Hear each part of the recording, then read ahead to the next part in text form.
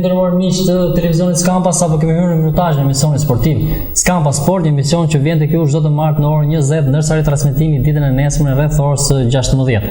Gjithashtu këtë emision mund ta ndiqni edhe në portalin elbasaninews.al, gjithashtu edhe mund ta ndiqni edhe në YouTube. Në puntatën e sotme ne do të diskutojmë pak për skuadrën e Elbasanit, e cila në 7 javët e fundit të kategorisë parë do të synojë qëndrimin në këtë kategori. Do të flasim gjithashtu edhe për bojkotin e kampionatit nga ana e arbitrave, një rast i rrallë, nëse mund ta themi kështu, për futbollin shqiptar. Por edhe më gjerë do dalim gjithashtu edhe në arenën ndërkombëtare ku këtë mesjavë rikthehet dhe Liga e Kampionëve. Për gjitha këto do të diskutojmë në studio me të ftuarit tan, zoti Sefer Kikia, ish radiokronisti i Radio Tiranës. Përshëndetje Sefer, të falenderoj shumë që jeni në studio. Ju falenderoj për ftesën. Dhe do thoya që unë i larguar para 10 vjetësh nga Elbasani, siç e përmendë edhe ju. Kam qenë radiokronist i Radio Tiranës, duke transmetuar me qindra ndeshje nga Elbasani, por edhe nga rrethet tjera. Kam pas fatin që e kam përjetuar atë moment të 2006. Keni qenë momente të mira, por do ta rikthehemi më konkretisht gjatë emisionit, sepse janë shumë interesante ato vite. Ndërkohë kemi edhe Etlem Çapjan, ish futbollistin kampion të Elbasanit atyre viteve 2006, si shtatë Seferi. Përshëndetje Etlem, të falenderoj që jeni në studio. Përshëndetje, faleminderit për ftesë. Elson Bullari, opinionist, përshëndetje Elson, dhe ju falenderoj që jeni në studio. Mirë nderuar miq, që nisim diskutimin këtu në studio. Siç e nisët pak zoti Kikia, ju e latë Elbasanin në vitin 2010, e latë sepse u larguat jashtë vendit. Nuk e di si e latë dhe si e gjini tani që era, që u rikthyet në studio pak. Po thuj se është e njëjta situatë, edhe në atë vit që unë jam larguar nga Elbasani, pra ka qenë 2010, Elbasani kishte filluar rrokullisën, nëse mund ta quajmë kështu. Fill mbas daljes kampion në 2006, kur Elbasani mblodhi ajkën e futbollistëve që ekzistojnë në Shqipëri. Një prej tyre është dhe Çapja që kemi sot këtu. Kishte një presidencë solide, do të thoja. Ishte të paktën nga ana financiare ishte top. Nga ana financiare ishte shumë mirë. Se kjo është kryesore. Të gjitha gjërat funksiononin mjaft mirë, nëse mund ta quajmë, që nga presidenca deri tek punëtori i fushës. Pra ishte ngërshëtuar aq mirë gjërat saqë Elbasani arriti me merit të shpallë kampion. Fill pas kësaj filluan rrokullisjet dhe aq sa Elbasani arriti që të përfundojë dhe në kategorinë e tretë, si quhet. Kategoria e dytë, po e treta siç ka qenë. Pra, dhe rrezikon seriozisht edhe ka notuar në ato ujëra, pra, të cilët e kanë çuar atë nga një seri tek tjetra, sa më poshtë, dhe nuk po gjen dot varkën e shpëtimit për të gjetur lart. Kjo është për të ardhur keq. Kur shef që, ashtu siç thatë edhe ju, kur dëgjon dhe shef tani që Elbasani pra kërkon të mbijetojë në kategorinë e parë. Kjo është dram vete.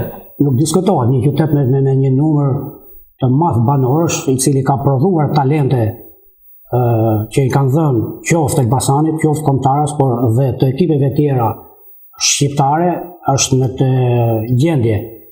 Tani problemet janë të shumta te Elbasani, janë trajtuar, edhe ju i keni trajtuar, i kam dëgjuar, qoftë nga shtypje, po njerëz veçantë të cilët kanë folur. Megjithatë, zoti Kikia, nëse mund të kujtosh pak ato emocione kur ju, se shumë njerëz që nuk vinin në stadium nëpërmjet jush, merrnin vesh dhe informacione se ç'ndodhte me Elbasanin, pa në viteve 2006, 2005. Çfarë emocionesh?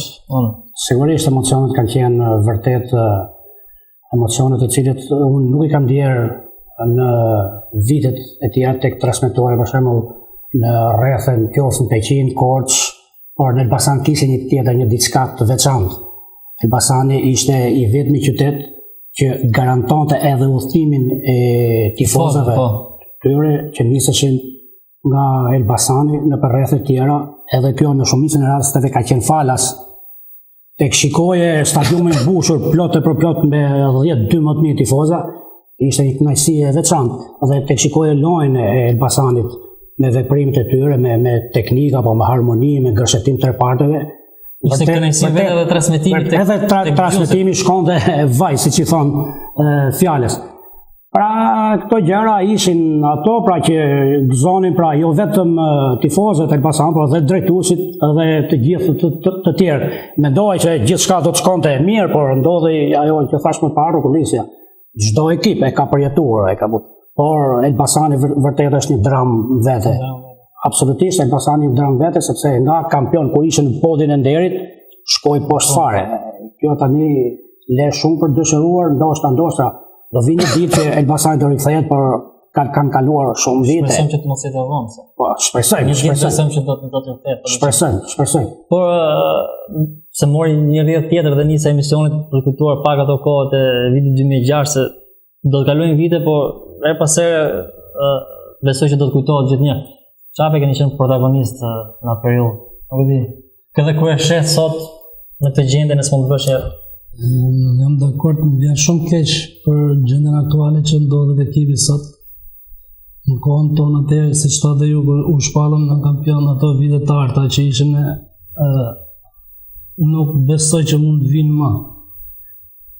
Ose mund vinë pak më vonë, sepse duhet një strukturë, duhet i kemi diskutuar më përpara, janë diskutuar në emisionet më përpara. Por mendoj, unë doja të ndalesha pak tek Elbasani Soço. Unë mendoj që Elbasani mundet të t'ja dali. Po që na me gjithmonë të diskutojmë për të ne në kategorinë e parë për mbijetu. Është me të vërtet për të ardhur keq. Ne që jemi në botën e sportit e ndjemi çik më shumë, por siç e ndjem ne duhet ta ndjej çdo Elbasanit, si e themi ne. Po besoj që siç ti thos nga pak sigurisht e ndjen. Sigurisht dhe në për kafene kur flasim diskutohet për sportin, këtu diskutohet. Mund vjen shumë keq që ka shumë njerëz që i kanë mundësitë dhe nuk mundet të investojnë sadopak për këtë Elbasan. Po sigur gjithë ndoshta të nglinin diçka mund t'ja dalim, dhe kështu mund t'ja dalim. Ndërsa do i bëj thirrje për ato djemë të ri, ato duhet të ta vlerësojmë fanellën e Elbasanit sepse ajo është me të vërtetë është i klub me traditë. I ka ardhur mundësia që të luajnë, duhet ta vlerësojnë atë fanellë dhe me punë mund të arrijnë gjithçka. Shpresoj që dramë është kur themi që do të mbjetojë, por pajtën shpresojmë që të mbjetojë. Aktualisht neve e cilësojmë dramë, po me pak punë, me pak vullnet, me pak dëshirë, me pak trimëri, siç e themi ne në gjuhën e sportit, mund t'ja dalësh. Forse po ndërpres, nuk është vetëm dëshira apo pasioni që mund ta bëjë për shembull Elbasani që dali, ka edhe probleme tjera sepse këto futbollistë që luajnë Elbasanit në radh parë janë familjar, kanë familje, kanë kështu. Pra, është ana ekonomike, për mendimin tim, ajo që mundet të jap një shtys për këtë, sepse kjo ndikon është faktor, jo gjithçka për shembull bëhet me pasion. Sepse kur ti shkon luan futboll atje, 2 muaj, 3 muaj që ti nuk paguhesh, atëherë ç'të ndodhi tek ti? Ti sikur stepesh, ti kanë ajo dëshira, pasioni për servire për gjithçka. Kjo. Më fal, se për këtë jam shumë dakord se unë kam luajtur vetë. Di situata se si ndjehesh kur ti nuk. Më fal, le preka këtë duke thënë që jo, jam shumë dakord. Ana financiare ka bëj shumë në një. Para, si për ne sportistët është para, sepse unë vi atje gjatë gjithë vitit. Bravo. Djersisë ban dhe me balt atje dhe mos. Edhe harxhon nga xhepi jot. Normalisht. Edhe ku vjen puna nuk shpërblesh. Atëherë jam dakord. Është pak dakord. Flasim ke pjesa që nuk e kemi financa. Po. Kjo. Nëse një ditë do vi ajo që thotë dhe ju, masë do gjendet financa ose do gjendet gjuhën e përbashkët. Normalisht unë kam aksionerët me bashkinë apo të tjerë gjithsesi.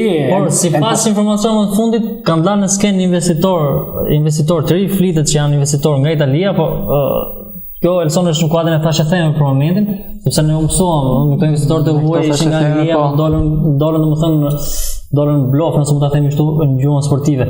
Por nëse këta investitorë nga Italia do të jenë vërtet serioz, beson që një ditë bëhet fjalë pasi të ezaurohet edhe gjyqi me anglez, sepse për momentin janë palët janë gjyq dhe pa kaluar aksionet tek aksionerët e vjetër është e pamundur për të bërë veprime. Mendon që nëse këta biznesmenë italianë nëse mund ta quajmë kështu, do të investojnë në klub shumë shpejt mund të rikthehet aty ku është shumë më lehtë ndoshta nga qytetet e tjera të rikthehet Elbasani. Besoj sepse shikoj, domethënë rikthimi i Elbasanit nuk është shumë i vështirë, domethënë ne kemi pasur me Partizanin, shkoi te Partizani preku fundin e tij, por që nga ajo kohë ai pati një tjetër organizim, një strukturë shumë të mirë, një mbështetje financiare dhe sot Partizani lufton për titullin dhe është pretendenti kryesor. Kështu që nëse vinë investitorët, besoj unë sepse le të themi ana financiare sot për sot është ajo roli kryesor. Mos kapitalizëm. Sepse nëse ti je i motivuar psikologjikisht ti je i qetë, domethënë ti mendon që 90 minutat e ndeshjes do të japësh gjithçka aty, domethënë. ndikon. Kemi rastin e Flamurtarit, domethënë që nis sezonin shumë i mirë, i konsoliduar nga ana financiare, grup shumë të mirë, domethënë dhe pastaj nuk shkon më gjallë se nëntori, pastaj del jashtë çdo objektivi për arsye sepse mungesë rrogash. Mos është bërë si Indri që vini kampion gjithë. Mungesë rrogash, mungesë pastaj dalin ato jo bashkia, jo kështu, domethënë ideja është që këtu duhet organizim. Tirana e psoi, Vllaznia e psoi, domethënë kemi shumë ekipe që kanë pas traditë edhe këto kohë të fundit që po përveç Partizanit që arritin këtë pikë që diskutonte kategorinë e parë, janë disa që nuk po e marrin më sepse sot është bë ana ekonomike, sot është bë edhe në mbledhjen që patën jo më larg se sa ditën e kaluar, panë që gjithë presidentët anën financiare kishin shumë problematike. Tirana sado që mund të kualifikohet në rast hipotetik, nuk mund të licencohet për të marrë pjesë në UEFA. Një pjesëmarrje në UEFA për Tiranën. Se ndërpres më duket se i vetmi klub privat në Shqipëri është Partizani apo jo? Po. Janë 100% klub privat, po. Kurse të tjerët janë me bashkime, me donator apo si quhet. Kanë gjithmonë dy aksioner. Do thoya që Tirana rrezikon licencimin ose marrin pjesë atje, por jo vetëm kjo, por ajo të ardhët që vjen nga pjesëmarrja në kompeticione europiane, rasti Skënderbeut arritën në një tjetër stat për kampionatin shqiptar, domethënë janë shumë të rëndësishme këto gjëra, domethënë jo vetëm që nuk i merr ato, jo vetëm që nuk merr edhe shpërblimet për sezonet e kaluar. Tirana ka pas probleme, domethënë janë një sër gjërash që ndikojnë në rritjen e ekipit. Domethënë Tirana ka 2-3 vite që ende në fundin e renditjes edhe për të ringjitur dhe për të bërë pretendente. Ndërkohë për të rikthyer tek Elbasani edhe për të mos e zgjatur më shumë zoti Kike, ka mbetur edhe 7 ndeshje deri në përfundim të këtij edicionit. Aktualisht Elbasani është në vendin e parë fundit në kodën e 6 pikëve, 4 pikë është Turbina që e ndjek nga pas, momentalisht në zonën e play-outit. Tani dëshira është që të shpëtojnë në mënyrë direkte, por duket e vështirë sepse të morësh 4 pikë përpara në kodën e 10 pikëve, por mendoni që pavarësisht gjithë këtyre problemeve që ne mundon të diskutojmë në këtë minutë para, Elbasani në fund do t'i arrijë mos e përjetojë një dramë të dytë sipas të vitit. Besoj që do jetë pozitivisht përfundimi i sezonit për Elbasanin dhe besoj që do të qëndrojë, sepse pak ditë më përpara vetë Kotori u largua nga Dorheqen, është vetosur një tjetër trajner, Dushku. Është trajner provizor, zëvendës. Megjithatë, besoj që në ndeshjet e mbetura Elbasani duhet bëjë çmos për të marrë rezultate pozitive dhe në fund të sezonit pra të shpëtojë në kategorinë e tretë.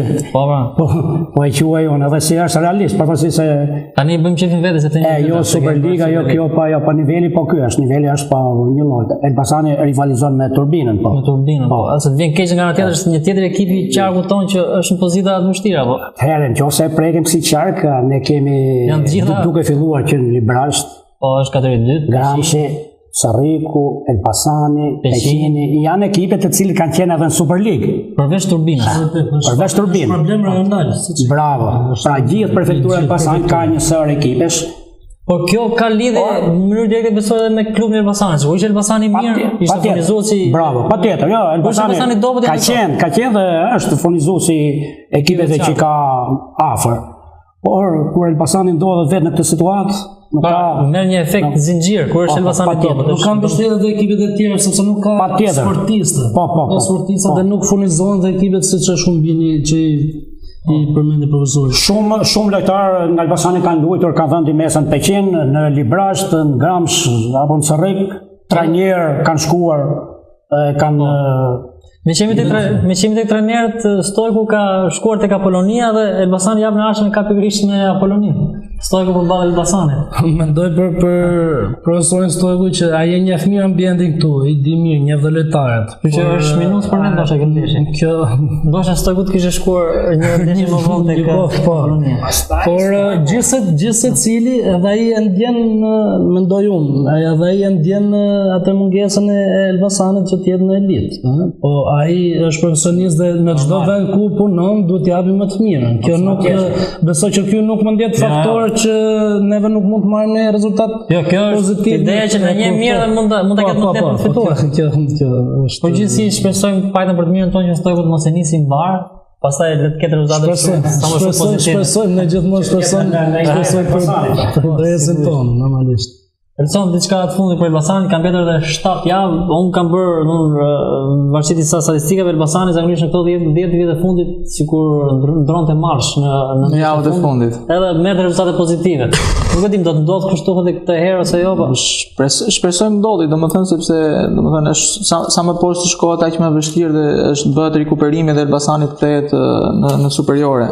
Shpresojmë që Elbasanit ndoshta lojtarët për te çdo lloj problematike, domethënë të vendosin fanellën në plan të parë, pavarësisht çdo problemi dhe të japin maksimumin e tyre që Elbasani qëndrojë këtë vit dhe me shpresën që mund të vinë investitorë të huaj të zgjidhen këto çështje ligjore dhe Elbasani krijojë atë strukturën që të pretendojnë në 1 apo 2 vite të pretendojnë ngjitjen në superiore. Ne shpresojmë realisht që të ndodhë kështu. Flasim shumë shkurtimisht pak për ato ekipet e Qarkut që luajnë kategori 2 të Çave. Kemi Gramshin e Angelo Sudës, miku tonë i cili po bën paraqitje shumë të mira dhe ndoshta mund ta keni këtë të parë vjen tjetër. Unë jam shumë dakord sepse unë jemi kolegë aty tek akademia jonë, siç dihet akademia DEAN. Dhe e kam ndjekur Gramshin sepse mund bëjmë leksione ne si trajner, e kupton, marrim mendimet të njëri tjetrit.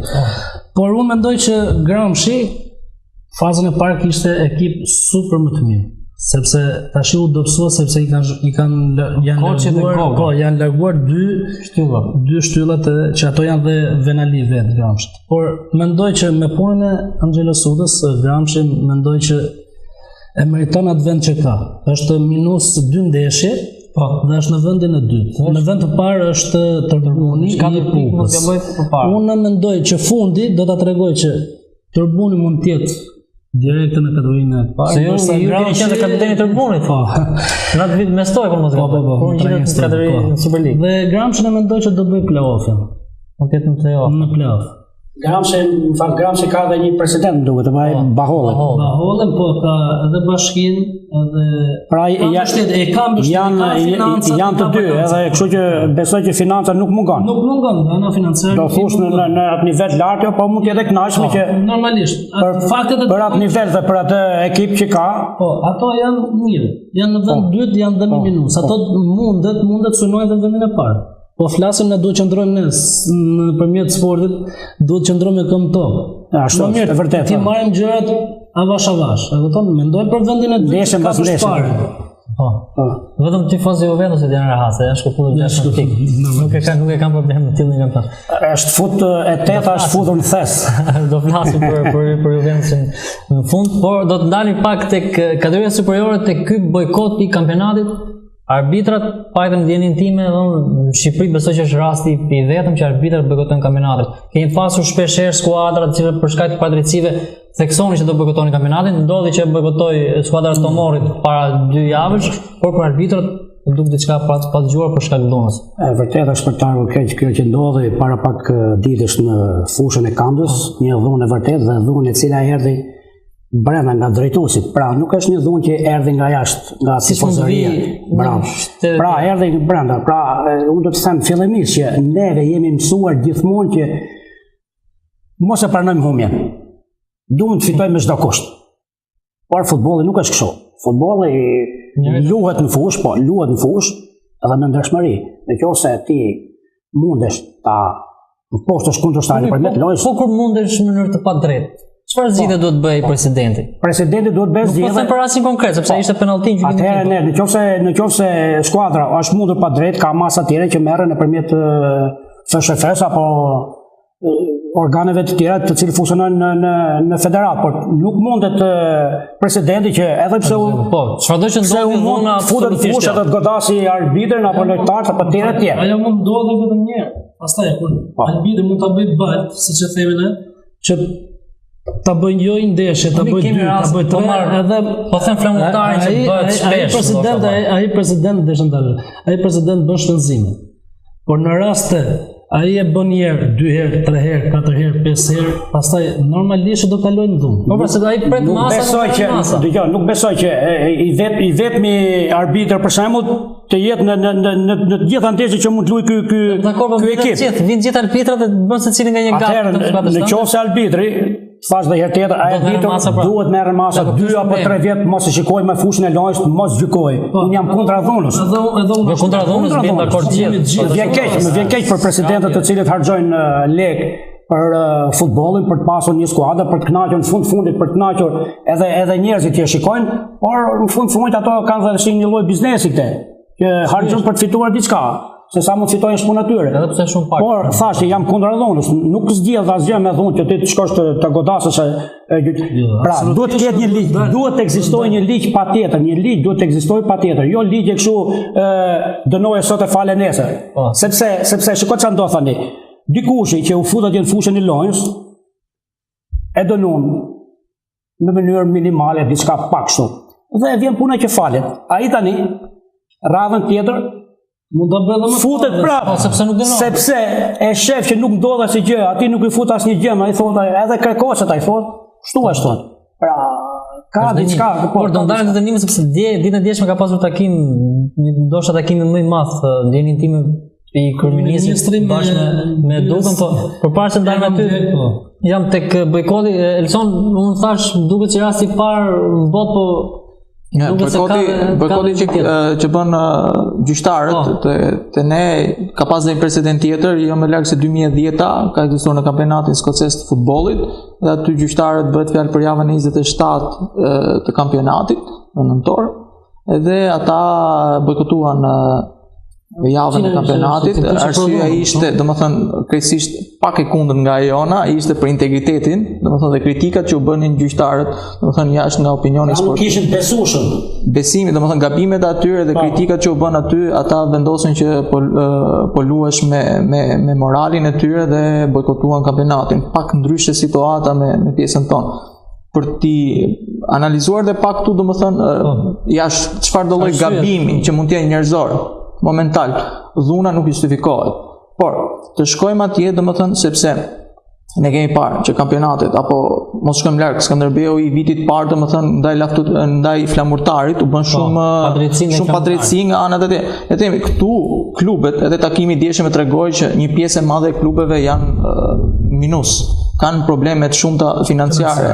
Dhe ajo pak para që shpenzohet, domethënë, duhet që të shkojë tamam. Dhe prandaj dhuna, ndoshta e nisur edhe nga presidentët që vetë shpenzojnë, hedhin para që mund t'i japin familjes tyre, mund t'i japin diku tjetër që gjenerojnë para, ata i hedhin për futbollin. Sot në këtë kohë krize, dhe të paktën gjyqtarët duhet të jenë të drejtë të mbajnë atë, pse prandaj nuk quhet më futboll, pastaj duhet të quhet diçka tjetër, pastaj që nëse këta vazhdojnë me këtë ritëm që gabim njerëzor mund të bësh, po jo në këtë frekuencë që bën në kampionatin shqiptar. Ta bësh shpeshherë. Ti bie pastaj që nuk është gabim njerëzor, ti do të bësh pastaj. Është interes pastaj. Ne jemi vend i vogël, njihemi shumë. Ka gabime. Unë besoj nga mendimi im jashtë ose si opinionist ose si futboll dashës, unë mendoj që këtu përtej gabime njerëzore këtu ka gabime dashakejse nga arbitrat. Domethënë klubet caktuar, ndoshta ato lidhjet politike apo lidhjet intereset ekonomike bëjnë që arbitrat caktuar domethënë favorizojnë ekipe caktuar.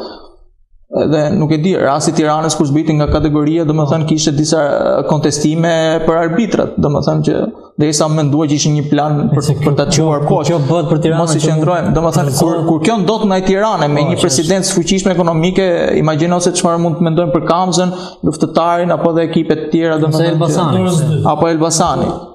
Mirë, ndani pak tek ai takim çape i dieshëm, sepse mundohet ta prekë pak duket pak në takimin më i madh për futbollin, ishte vetë kryeministri Rama, ministri i brendshëm zoti Leshaj, zoti Duka, presidenti e klubeve. Çfarë mendoj që ndani? Unë mendoj e pash dje në televizion dhe kryeministri me disa aspekte më pëlqevi shumë, sepse tha, në rast se do ketë dhunë, do ta fusim burg. 3 vjet burg. 3 vjet burg. Tani, jo dhunë, kush kalon vjen, për mua ndikon dhe policia.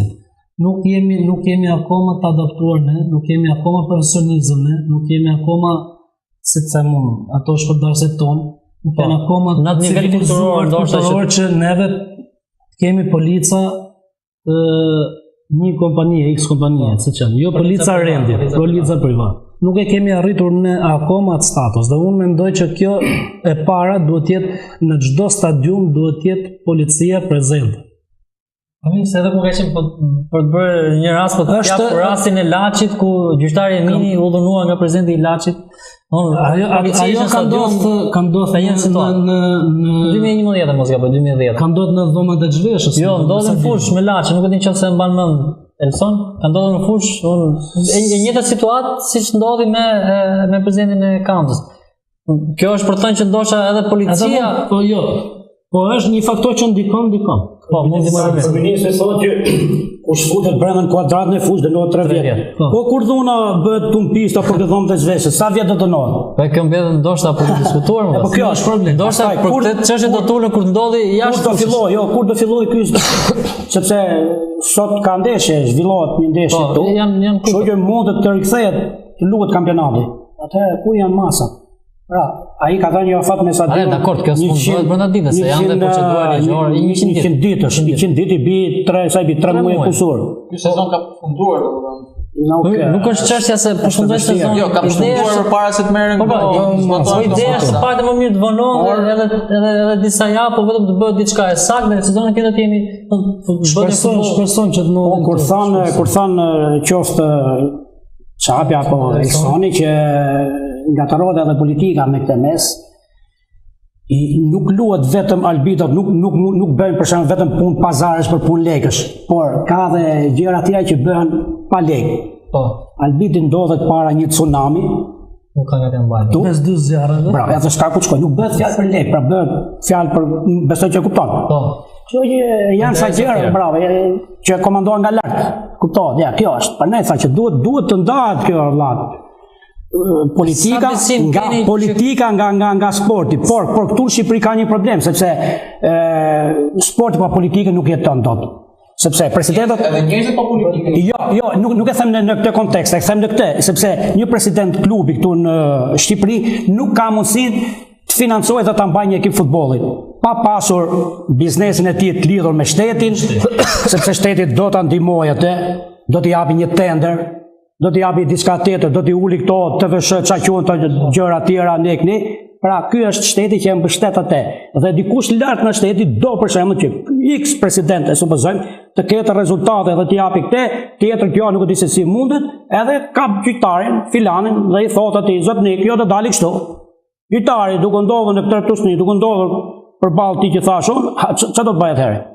Pra jo të gjithë gjërat bëhen me lekë që supozojmë një X president i dha një dorë lekë dhe e mbajti ndeshin kështu. Sepse ato gjyqtarë që veprojnë në këtë mënyrë, ato nuk kanë karrierë, ato prishin imazhin e tyre, edhe fundi për ta do jetë prishin të sportit, prishin gjithçka. Kur themi ne bëhen në një gjuhë trash bëhen lapanjoz dhe tregohen me gisht rrugëve apo nuk është normale. Pra janë një sër faktor që ndikojnë në këtë, qoftë qysh nga kreu i federatës se duke dalë poshtë tek gjithë në radhë. Pra janë disa gjëra që janë të lidhur me njëra tjetrën që ndodhin këto gjëra. Elson, diçka për këtë takim, si e pat, keni shpresë nga ky takim do dalë diçka pozitive për sportin apo gjithçka do të mbesi në kuadrin e një tryeze, se edhe zoti Takaj në kundërshtim pak me kryeministin Rama tha që na jepni një datë se këto diskutime ndoshta i merr era pasi ne të shohim nga kjo tryeze. Ke besim që do ketë një zhvillim pozitiv. Nuk po themi ideja e dhunës këtu, domethënë unë do ta lidh edhe çik me karakterin jon që ne jemi impulsiv, nuk e pranojmë humbjen, domethënë thjesht si popull ne jemi këtë, sepse ata presidentët janë njerëz thjesht deri diku dhe ne kemi karakterin ton impulsiv. Për të bërë pak avokat në djallit. Tani kemi parë kur luan kombëtare ose ndeshje ndërkombëtare, po këto tifozë janë nuk shkaktojnë asnjë akt dhuna, vjet fjala. Janë ndeshje, domethënë në futbollin shqiptar, ato transformohen komplet. Po këta njerëz janë. Po ka dhe lojtar, mos shkojmë aty, ka dhe lojtar që luajnë në kampionate jashtë dhe i qëndrojnë arbitrit uniform dhe respektojnë arbitrin, ka dhe këtu që pastaj shkojnë dhe i marrin kartonin nga xhepi apo edhe prekin. Domethënë është ai mentaliteti që kur vjen këtu në Shqipëri, domethënë jemi zotë edhe mund të bëjmë ç'të duash sepse nuk ekziston ajo baza ligjore që ti të marrësh atë dënimin e dur. Themi që bën deri dje ç'të duan tetu dhe nuk do të bëjnë të dur. Unë shpresoj që të bëhet, sepse këtu nuk shkon dot as i familjar në stadiume. Arbitrat nga ana le të themi shahen me libër shtëpie këtu, domethënë pavarësisht se mbajnë apo nuk mbajnë drejt, domethënë këtu presidentët, ata që hedhin lek më ka pëlqyer domethënë presidenti Refik Halili tha un jam sharë më shumë se kushdo tjetër sepse po hedh lek të familjes time për këtë Tiranë.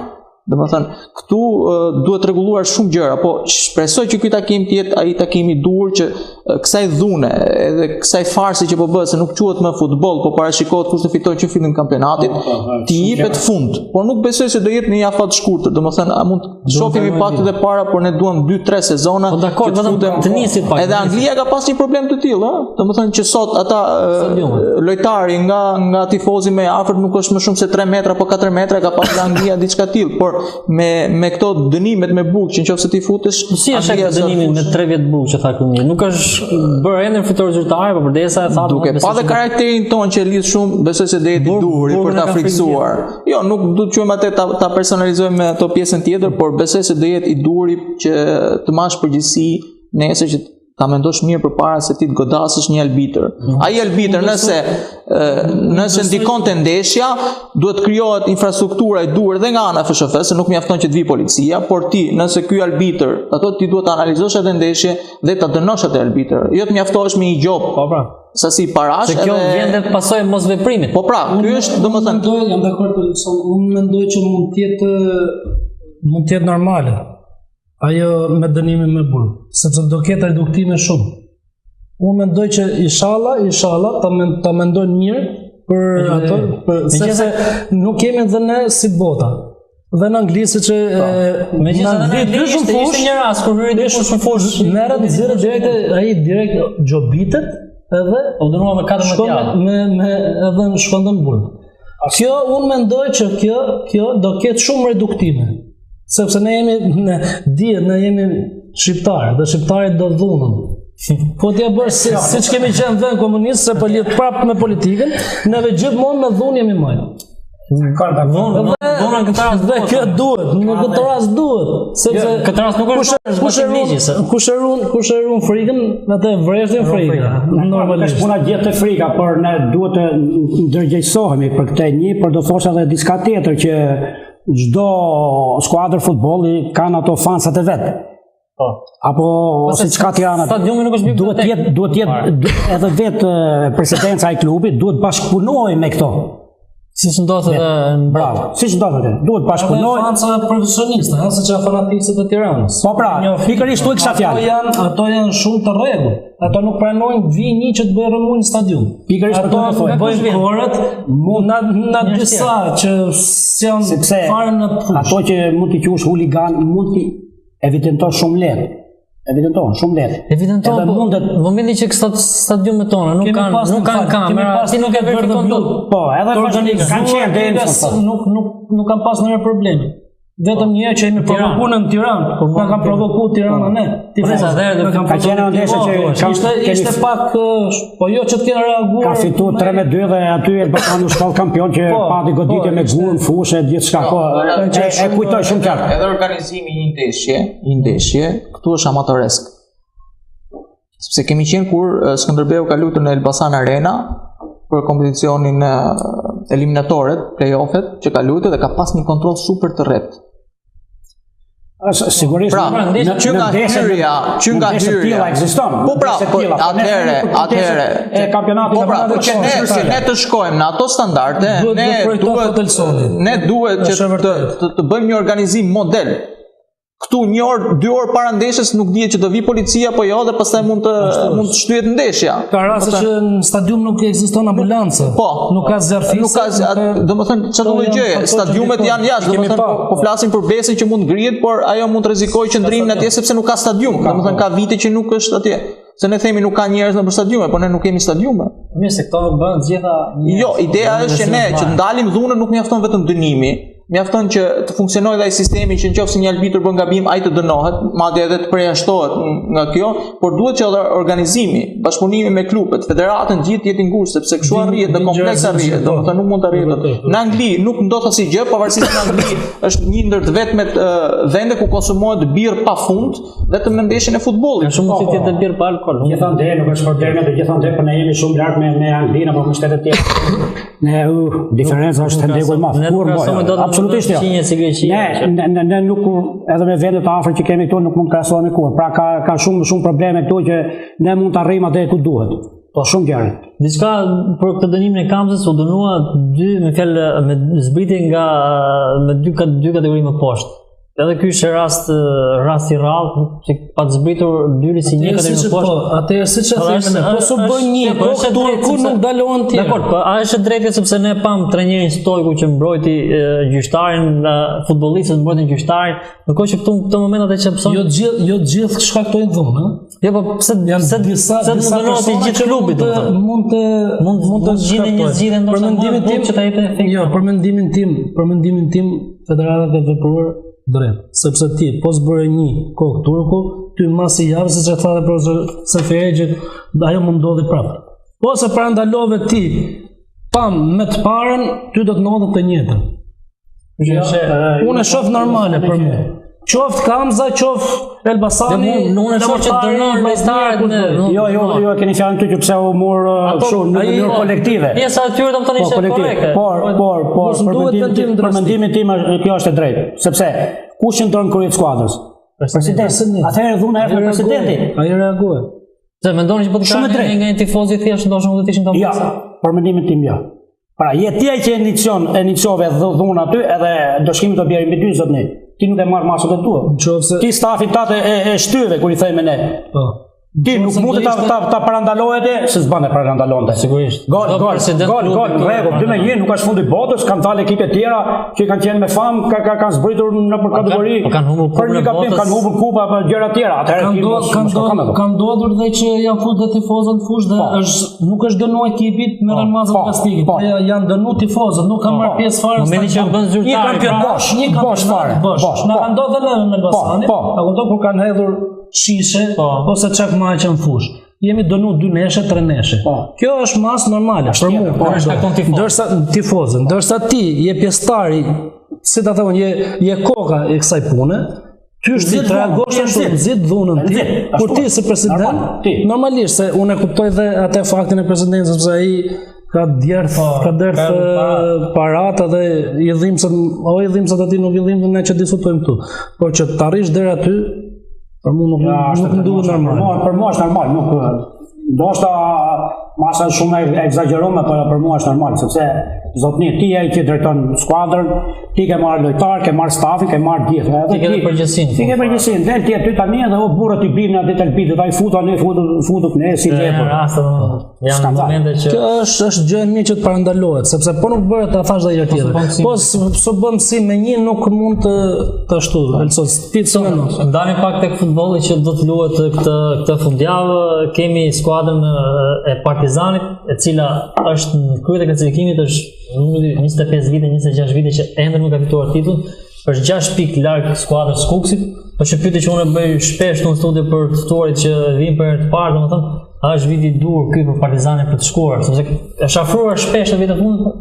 Unë kam besimin do të mbajnë gjunjët. Madje kjo tregu, domethënë, duke pa unë eksperiencë me kampionatin shqiptar, treguar që është në verë nga nëse të themi verën e kaluar që Partizani ishte pretendent, do ditë që njashlohet sepse edhe mënyra organizimit ishte e tillë, kurse në këtë vit duke marrë një trajner si Skënder Geka me personalitet, me karakter, mendoj se ishte viti i dur që Partizani synonte realisht titullin. Të shkonte te titulli. Besoj se deri tani, forma që ka treguar, nuk ka pas luhatje të mëdha, besoj se është një nga pretendentët kryesorë, sepse Kuksi përveç vitit që u shpall kampion, Kuksi ka pas shumë luhatje në ndeshjet më delikate. Domethënë aty ku duhet që Kuksi të fitonte, Kuksi gjithmonë ka bërë hapin e gabuar.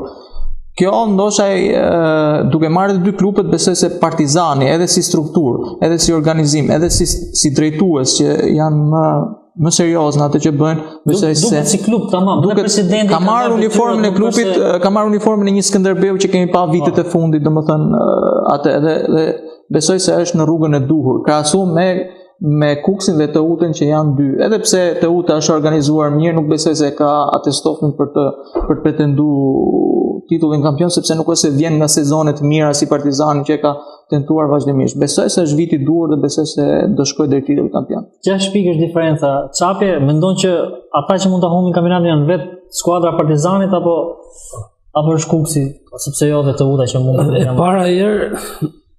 unë mendoj që vetë po ta hedhin dëm gjithë kampionatin, gjithë vitin, gjithë të mund, gjithë të djers, janë vetë klubi Partizan. Nuk mendoj që mund të jetë kupsi aq rival, sa për të rival është për të sunu titullin kampion e ka shumë të vështirë, sepse ka luhatje. Ka luhatje me lojën, kur i duan, jam shumë dakord, kur po aty do përballen pastaj direkte. Madje këtë javë kush do ketë gabimin në ndeshje direkte mendojmë, sepse këto gjatë këtyre nuk do ketë hapa falsa, si Kuksi dhe Partizani. Por unë mendoj që do ndahet në ndeshje direkte.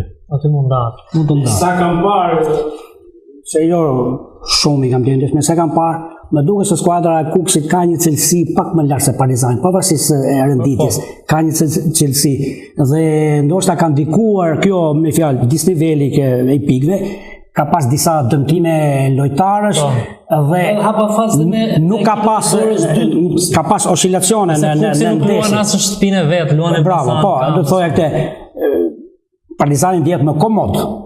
Edhe si klub, nuk ka shtëpi, po. Edhe si klub, edhe si lojtar, si gjithçka. Por nga cilësia do thosha, sikur më duket pak, kam pa disa herë lojën e Kuksit, sikur ka një cilësi pak. Tani janar mori Ramën, Rocën, shkurtën. Po, disa po. Nuk e di, ndoshta mase nuk mund të jetë saktë kjo ide, po mendoj që është pak më lart nga ana cilësore do thosha. Duke parë disa ndeshje të Kuksit i kam parë. Por me qemi tek Partizani, zoti Kikia, ju keni ardhur enkas për 80 vjetorin e lindjes jo, nuk është për 80 vjetorin, është një turne ndërkombëtar. Po për 80 vjetorin që para dy ditësh që bëhet çdo vit, ishte viti 10, ka filluar në 2010 dhe ky bëhet nga Dyfrimet Hasani, gazetar i njohur i radio televizionit shqiptar, gazetar sportiv i njohur i radio televizionit shqiptar. Ai e ka filluar në Tiranë, fillimisht në 2010, janë bërë disa vite që e ka zhvilluar Tiranë. Pastaj ai mendoi që këtë aktivitet, këtë turne me gazetarë sportiv ta nxjerrë jashtë kufive të Shqipërisë, atje ku jetojnë shqiptarët. E bëri të 7-in kemi qenë po, i 8-i është bërë në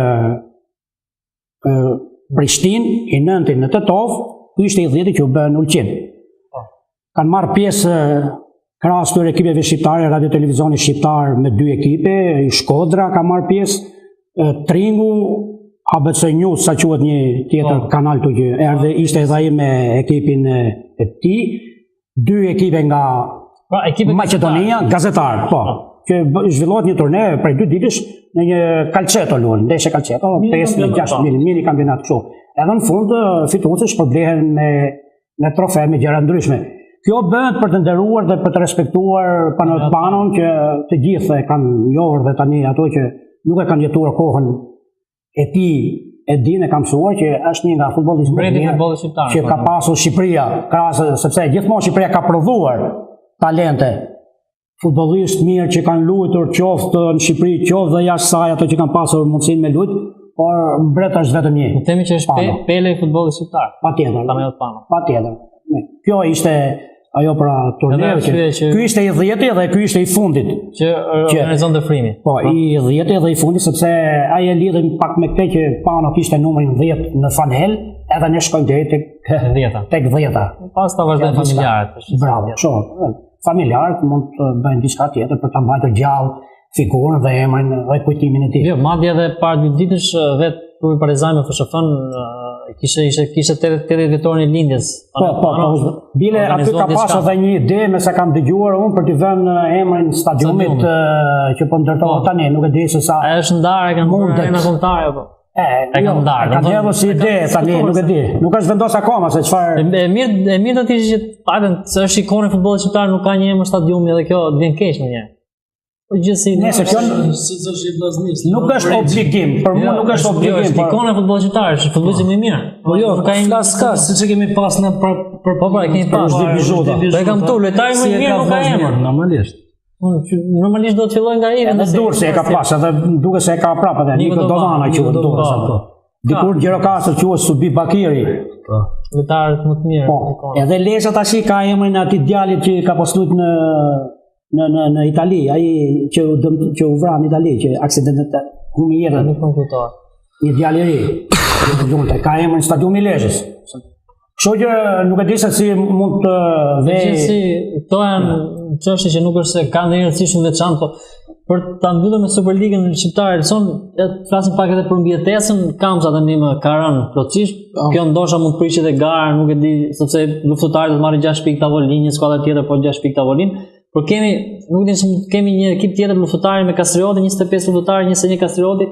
Ndoshta vetëm nëpërmjet këtyre dyave diskutohet rënia apo futet Tirana në kodin e Shiko, po ti marrim në analizë pak të ndeshjet e fundit, domethënë po të shikojmë fundi i renditjes së kampionatit shqiptar janë ekipet më në formë, që po marrin pikë, domethënë duke filluar nga Kastrioti, luftëtari Tirana që fundi i vitit edhe ky fillim viti ka një performancë të shkëlqyer, madje mund të jetë edhe mund të matë edhe me pretendentë sepse grupin e kishte. Unë besoj se midis luftëtarit dhe Kastrioti këto dy do jenë ekipet që deri në fund do luftojnë për mbijetesën ose kush do të bjerë një nga këto dy ekipe. Se Tiranën e largoi duke pa dhe formën, ndoshta në ndonjë flamurtar që pavarësisht se ka pas diferencë shumë të madhe 4 pikë. Me 40 pikë besoj që sigurohet qendresa. Po duhet pas se surpriza nuk le flamurtari gjithmonë i bën këto surpriza në javët e fundit, shkon deri për pretendent për në kompeticionet europiane dhe pastaj në 2 javët e fundit lufton për mbijetesë. Ndërkohë çape kampion tek Elbasani, kampion tek Tirana, kampion tek Dinamo. Elbasani me Dinamo ka drejt parë, Tirana mënyra turbulla. Janë të treja ekipe që i kanë dhënë tonin futbollit shqiptar. Flasur për Tiranën nuk e rekordmene e futbollit shqiptar. Pafund. Për Elbasanin është qyteti im, unë u rrita si futbollist, nga Akademia e Elbasanit dole futbollist. Është nostalgji shumë e madhe. Por flasësh edhe për Dinamon, që profesor Sefia është më i madh dhe e di gjithë ka qenë më vjen shumë keq që ndodhen në këto situata si Tirana, Elbasani dhe Dinamo. Unë mendoj që inshallah ato ngrejnë sa më lartë dhe t'i japin tonin futbollit, siç ka pas qenë t'i japin futbollit tonin futbollit shqiptar. Si rënja e Elbasanit, si rënja e Dinamos, po të paktën në tjetër ligë. E njëjta procedurë, e njëjta ndodhi edhe me Tiranën, po gjetën forca dhe e ngritëm. U rikthyen shpejt Tirana. Për ta mbyllur me futbollin shqiptar, do ndalim pak tek arena ndërkombëtare tek Liga e Kampionëve, por shohim ekipet me që përmend ekipet e traditës janë poshtë, nuk ka as tifoz pas stadium, to i kanë tifozët në fund fare. Si vjen keq për këtë situatë. Janë larguar 2 ekipe të njohura, Reali Madridit, i cili më duket se është. Jo, flasim pa kaluar tek Liga e Kampionëve, do doja për futbollin shqiptar që ekipet si Tirana, si Elbasani, si Dinamo. Ne thamë edhe çapja e përmendit. Po hum tradita apo Tradita nuk humb asnjëherë, besoj, nuk humb, tradita qëndron gjithmonë, sepse siç e diskutuam siç tha dhe çapja që Elbasani një ditë do rikthehet. Do rikthehet. Ashtu pritëm nga 84 pritëm 20 ca vjet, që u shpallën 22 vite. Patjetër. Po inshallah ndodh që mos presim kaq shumë gjallë. Kjo është po që për të rikthyer shqiptarëve që këto gjëra të zgjidhen sa më shpejt dhe Elbasani të rikthehet ashtu siç është edhe Tirana apo edhe Tirana rikthyer është po apo edhe Vllaznia e Shkodrës që edhe kemi disa ekipe, profesor, është Besa Kavaja po ashtu. Po to mori janë shumë ekipe që kanë qenë në ligë. E tham, këto kanë ndodhur thjesht vetëm në ana financiare dhe absolutisht asgjë tjetër, nuk kanë funksionuar ashtu siç duhet. I përmendëm pak më përpara ato gjërat që të shojnë në këtë përfundim. Kështu që shpresoj për Elbasanin sidomos që ne jemi këtu vetëm Elbasanas, të gjendet ai ngërçi që është tani ndërmjet atyre anglezëve të zgjedhur dhe bashkisë apo donatorëve që e kanë atë, të rikthehen të tjerët, ta marrin dorë situatën dhe duke pasur ti lekët, siç i themi ne, po pa dhe lekët. Financa direkt klubi rritet. Ti pastaj zgjedh drejtuesit, zgjedh lojtarët, zgjedh gjithçka, rruga është e hapur, stadiumin e ke, njerëzit i ke, tifozët po aty, ja. Gjithçka shkon për mrekulli. Ne shpresojmë që të kthehet Elbasani. Patjetër. Elbasani pa fillu kampionati, me marr financën, me kriju ekip pa fillu kampionati, unë them që ato në stërvitje e mushin 3.000, 4.000 veta vinë në stërvitje, kur stërvitje pa fillu fare kampionati. Jo, pastaj kur filloi kampionati. Ndeshjet e Elbasanit ishin ditë feste. Siç e themi ne, bësh çdo ditë vere. Biletat më fal, t'ju tregoj fakt, kam qenë një ndeshje, nuk e mbaj mend se me çin, kam qenë shumë smur. Kam qenë smur dhe isha me pikë pyetje për të luajtur dhe për mos luajtur. Në atë kohë ka qenë trajner Daja. Po, është për periudhën kur dalë kampion. Po. Dhe më thot mu, si ndjesh para? Gjithë natën sa rishëm grumullim. Normalisht gjithë natën kam qenë me temperaturë, me ilaçe, me kështu. I thash nuk jam për ndeshje. Shkojmë, pastaj përgatitemi, e bërë edhe formacionin me llogariti jashtë. Shkojmë në stadium një orë përpara, se ashtu e kemi se rregull. Shkojmë një orë përpara në stadium, kur shoh stadiumin plot fare, më hypi një adrenalin që unë nuk ndjeva, jo smunje, pasi më gjaj dhe i them, shkoj direkt te profesori thash. Profesor klubit, jam i gatshëm. Po ti ke ne gjithmonë mbaj gjumë thon. Kam hyrë atë neshë dhe du të them që ajo adrenalin të tifozëve, kam luajtur ndeshje dhe kam dhënë maksimumin dhe kam luajtur shumë mirë. Është një plus shumë i madh. Kesh tifoz. Edhe Elbasani janë larguar, Janë larguar. Sepse Elbasani ka pas gjendje, nëse gjendje dobët normalisht edhe tani do dalim tek futbolli ndërkombëtar, tek Juventusi jo i dashur, sepse ju jeni edhe antar i tifozëve. Po, është e vërtetë. Duke qenë që kam vite që jetoj atje, kam ndjekur shumë ndeshjet të Juventusit në stadiume apo edhe nëpër stadiume të tjera. E njoh mirë situatën brenda klubit Juventusit. Sot në mbrëmje përballë Atletikos është një ndeshje, fillohet me 0-2, është një ndeshje shumë vështirë, por jo pa kalueshme të thoja. Të luash në Juventus Stadium vërtet është një mrekulli, është çape e përmendi, tifozët bëjnë gjithçka, një stadium që është me 41.000 spektatorë, i gjithë i ezauruar, të shohim se çfarë do ndodh, megjithatë Allegri ka ato dyshimet e futbolli është bukur, ndodhi me Realin. Ku të merr të meja që Real Madrid më jashtë do eliminosh. Nuk di. Ndodhi me Paris Saint-Germain. Paris Saint-Germain. Se këto kanë vënë tani ato 2-3. Atëherë shpresojmë se edhe unë shumë mendoj si profesor. Jo gjithçka nuk arrit. Arrit. Atletico është një ekip që Simeone problemi që Atletico e lë hapësira siç Real Madridi, siç lë Parisi, Atletico vështirë ka vështirë të gjesh ato hapësira. Po, dakord. Se e ktheu Reali vitin e kaluar. E vërtet. Juventus Reali 3-0 0-3 në Madrid. Dakord, po unë mendoj. Varet se si fillon ndeshja. Në rast se Juventusi shënon një gol shumë shpejt, atëherë nesër gjithçka hapet. Gjithçka. Është 10 minuta çekoja parë, nëse ekipi Juventus shënon gol, unë mendoj që Atletico do ketë shumë vështirë të mbrohet pastaj. Pas ndodh kjo, minutat kalojnë, ekipi stresohet, edhe nuk gjen dot ato rrugët e Simeone. Ka një ekip të pisët në fazë, ose do të themi kështu. Dakor, por tani sulmi ato janë cinik, dyshja me Morata dhe Griezmann që dyshja sulmuese, janë të dy sulmues shpejt, mirë, më pëlqen. Edhe mbrapa me krye Godin, një mbrojtës fantastik. Dhe mes fusha kanë edhe portier gjithashtu është një portier i mirë, edhe mes fush din ta qarkullojnë dhe ta lëvizin topin mirë. Janë shumë punëtorë sepse vrapojnë të gjithë me ushorët. Problemi tek Juventusi është ky tani, sepse krahas asaj që i mungojnë ja dy lojtarë, kyç për mua Douglas Costa, që është një lojtar i mirë i shpejt, që ditë zgjidhë situata, nuk është i gatshëm. Dybalen ai kërkon që ta lejë jashtë fushë, nuk ka gjetur hapësirën e duhur në ekip, sepse me lëvizjen që ka bërë Allegri duke ekspostuar, duke tërhequr mbrapa, edhe vetë Dybala nuk po e di se në cilin rol po luan. Morët një lojtar të madh për të zgjidhur ndeshje të mëdha, Cristiano Ronaldo. Mendon që mund ta zgjidhë ai këtë ndeshje? Pse jo? Ke besim? Pse jo? Kam besim, shumë besim.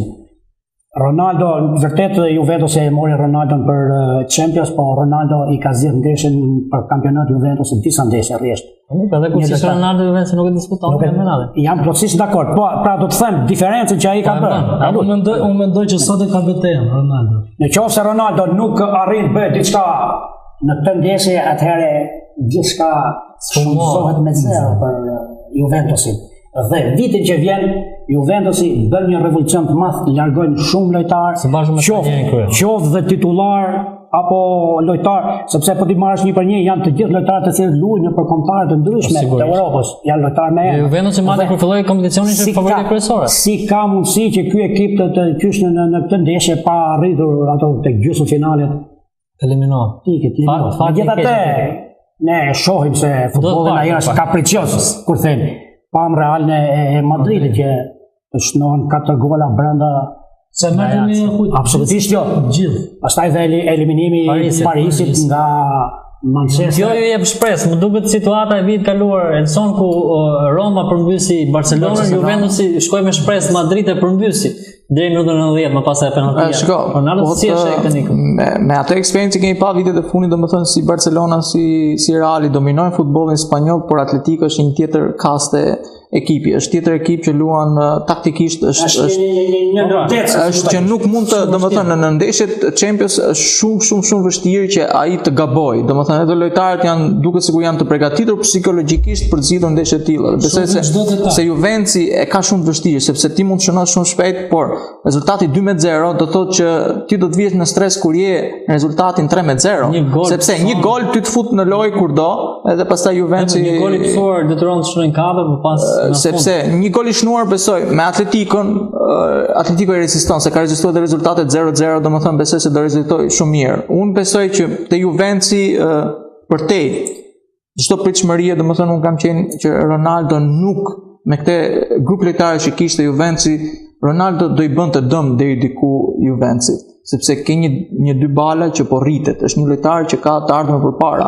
Ke Douglas Costa që luan shumë mirë me inkursione. Argentina ka hyrë. Ardha e Ronaldos i futi që gjithë ekipi duhet punoj, pjesë 90% duhet punoj për Ronaldon. Pastaj ka diçka tjetër sepse Ronaldo nuk gjeti lojtarë të duhur tek Juventusi, siç kishte tek Reali.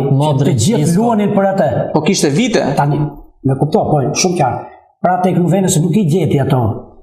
Shumë mirë, ne kemi parë ndeshje që Ronaldo vetë tërhiqet, vjen deri afër mezit fushës, kur ai ndërkohë është sulmues. Pra bën shumë punë, duke shumë vëzhgje shumë. Kurse në Spanjë kishte tjetër rol, edhe i vinin topat nga Marcelo apo nga dikush tjetër që ai shënonte.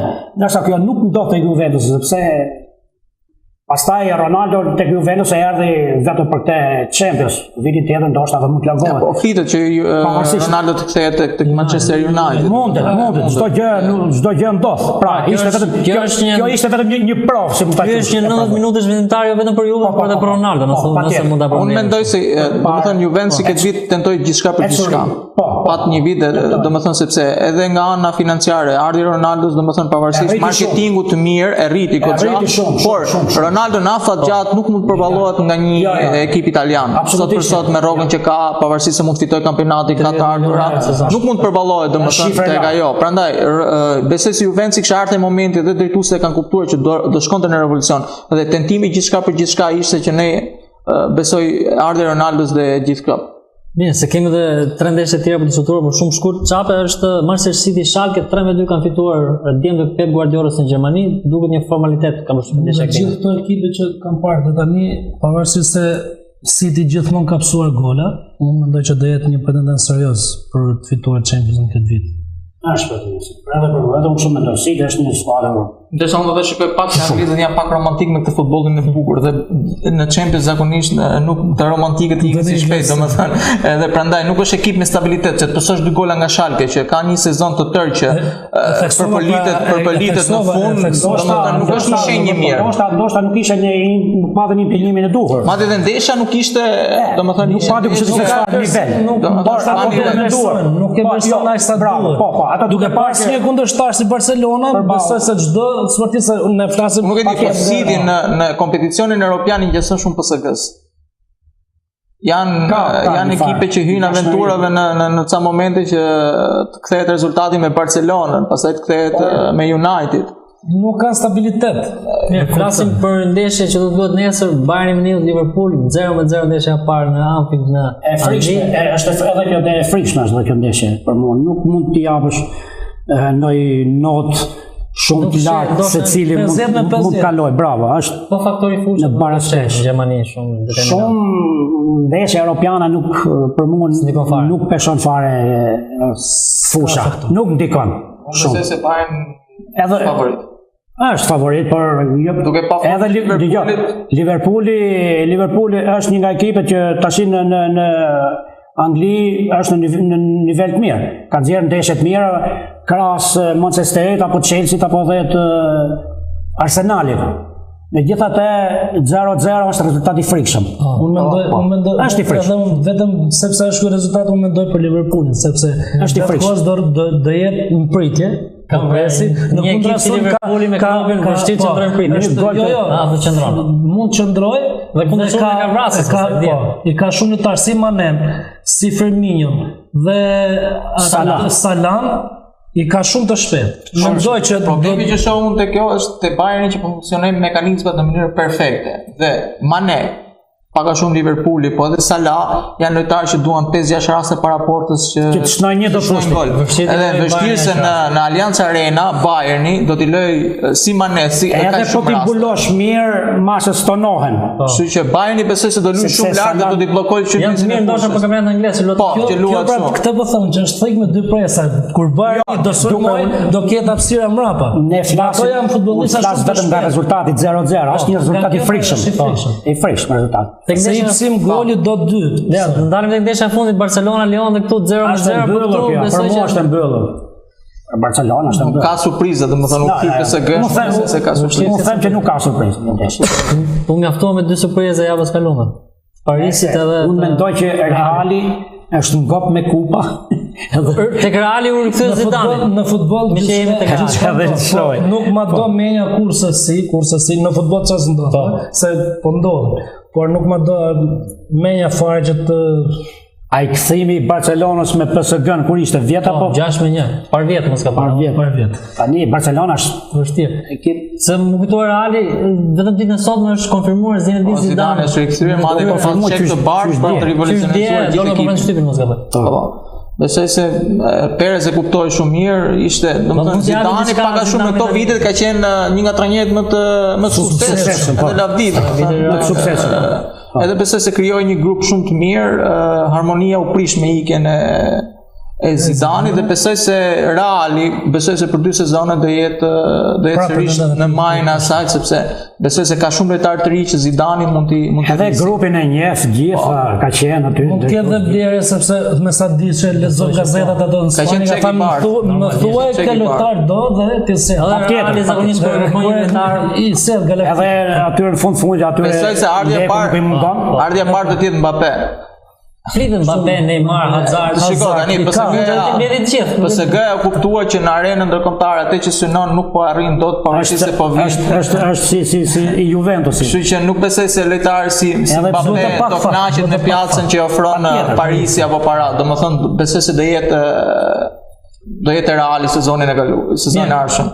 Ne mbyllim me klubin mbretëror, se sado që rrotullojmë te klubet e tjera, klubi mbretëror mbetet Reali Madridit. Unë ju falenderoj sinqerisht që ishit në studio sot. Unë shpresoj që kur të vini sërish në Shqipëri të kem sërish të ftuar në studio. Shpresoj. Faleminderit zotit Çapja, faleminderit zotit Vullari, faleminderit dhe ju të nderuar shikues që nuk harruat të na ndiqni edhe këtë të mark live. Për gjithë ju që humbët të emisionin bëjmë dije që ritransmetohet ditën e nesër, pra ditën e mërkurë, rreth orës 16, bashkë me ju takojmë të martën e ardhshme.